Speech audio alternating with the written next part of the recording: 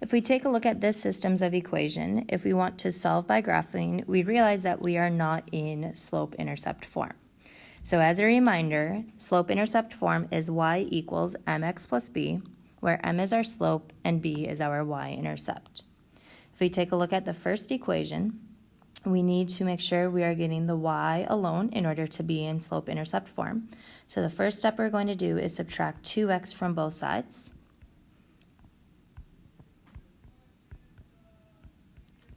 And then because that leaves us with 6y equals rather than 1y equals, we need to divide every term by 6.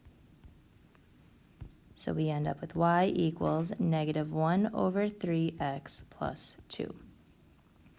In order to graph this equation, our y-intercept is 2. So we're going to plot a point at 0, 2.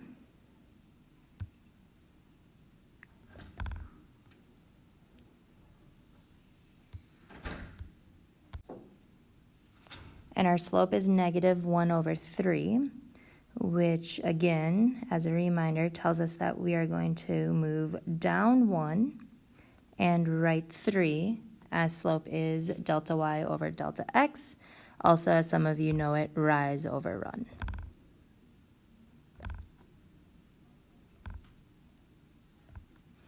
And then from there, we are going to draw in our line. If we take a look at the second equation, the equation is set equal to 0. So once again, to get to slope-intercept form, we need to get y by itself. So we now need to move the 2x to the other side. So you have 3y subtract 15 equals 2x. We also need to add 15 to both sides. So you have 3y equals 2x plus 15. We need to make sure we solve for a 1y, so we divide every single term by 3. And that gives us the equation y equals 2/3 x plus 5. 5 is our y-intercept. So we'll plot our point at 5. And our slope is 2/3. So our slope, we're going to go up 2 for our line and to the right 3. 1, 2, 3. 1, 2, 3. And then we can also go from the y-intercept, we could also move down 2 and left 3. So we're going the opposite direction. But as you can see, we're still forming that linear pattern.